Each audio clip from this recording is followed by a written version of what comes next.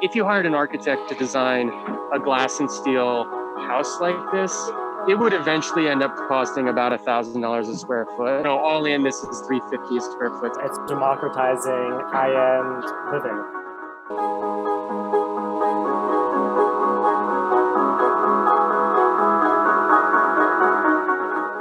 Hi, everybody. My name is Gordon Stott. I'm one of the co-founders of Connect Homes. We've already shown some of our shelter modules, but today I wanted to show the smallest house that Connect Homes builds, which is a 460 square foot, one bedroom, ADU or granny flats, 100% complete. It's got its gutters and downspouts in, all of its interior finishes are on. It might be a product that could be hybridized with our shelter system in order to create rapid deploy, low-cost housing solutions. Connect Homes has been building modern green homes for about 8 years now.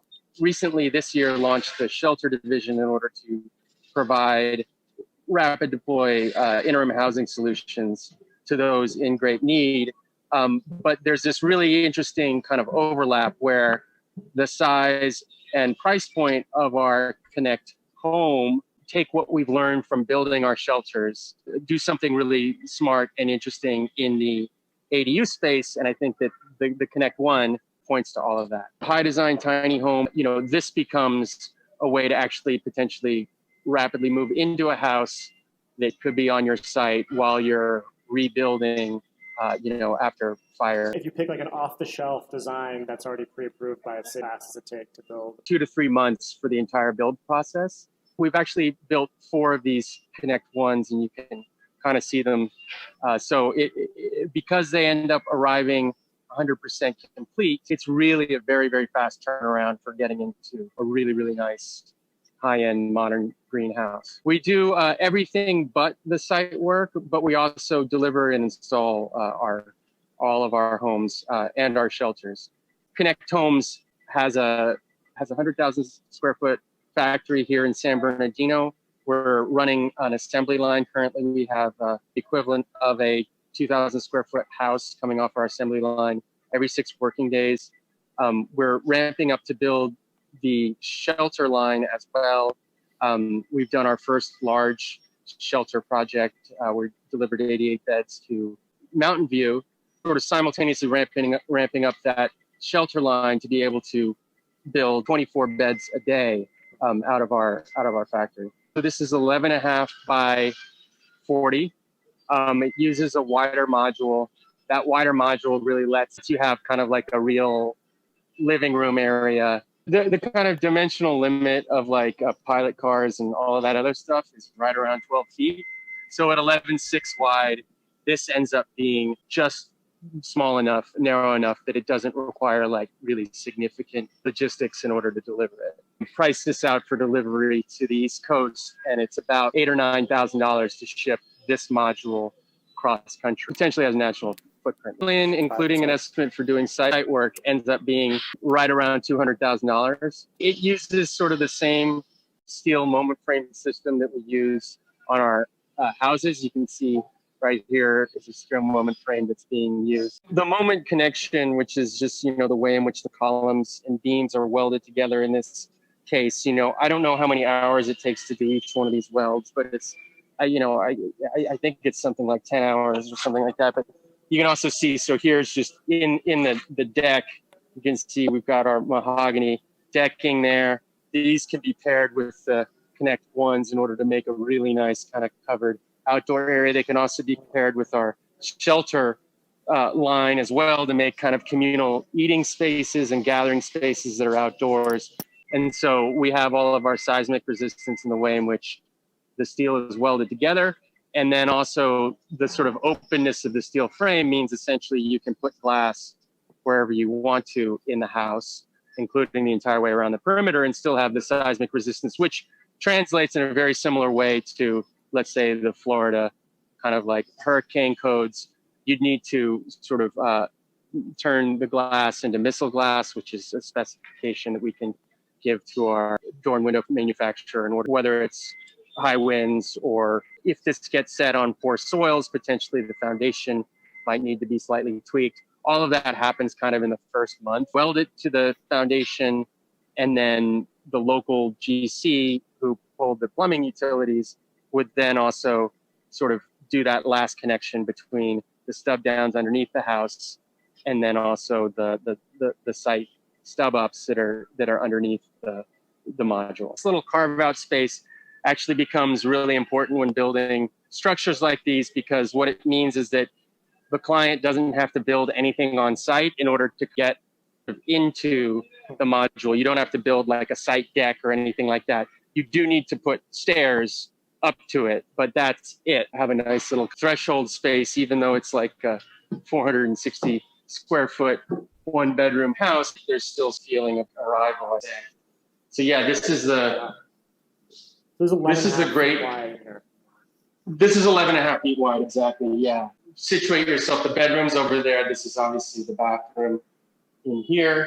But this ends up being a great room. This steel frame module, what's so cool is that you could go floor to ceiling on this side and this wall too. So for instance, if you're in a backyard or there's a view that you need to address, just going full glass there would really sort of like make this, 11-foot wide room feel very, very much larger. And these can go from window to sliding door.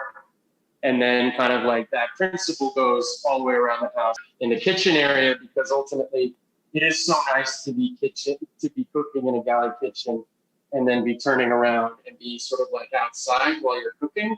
I think one step above, I think a kitchenette, but also things like, really nice dowel tile backsplash.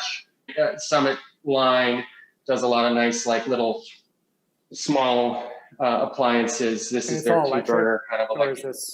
Yeah, this one is all electric. All the tiling, all the cabinetry is done at the factory. How high are the ceilings? Yeah, so this is our slightly lower height, I believe. I think it's like 8.5, or 8.6, but we can go up to essentially like right around 8.11, so it's just about 9 foot. This, which might be storage or something, essentially ends up being the heat pump water heater. They're like borderline look like, sci-fi robots from the 70s, but super, super high efficient water heating system. All of it is electric in this situation. And, so it's very good for going sort of like off grid. But so here's an example of like the floor to ceiling glass, again, in the bedroom, and how nice it is in terms of like, just making you feel like your space is like, the full width. And so, yeah, we've got built-in storage. There's a little nook here for the stack washer dryer, oh, wow. as well as a house-wide ERV system. So this is an energy recovery ventilator system. And again, at 200,000 all in, whatever, like we're really, that includes design, that includes sort of like everything, but it also includes like all of these kind of like really high spec things like a house-wide ERV that does, it's almost like a way to really kind of like efficiently filter and precondition outdoor air. Bathroom-wise, it's being built specifically for people who are on the older side, and so we have some of the ADA kind of grab bars. There's also like a shower chair that's in there. You can see, again, like just really nice details, like the kind of slot drain.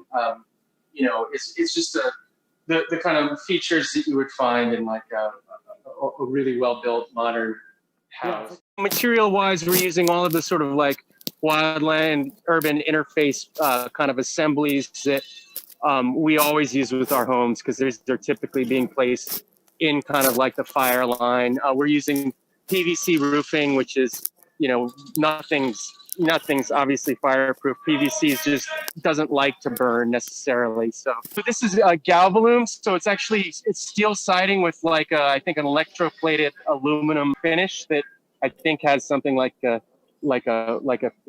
multi-decade guarantee. I mean, it feels a little bit maybe shiny in the kind of like outward ribs, and then it's going back in. So there it's connecting to the substrate beneath it and the waterproofing layer.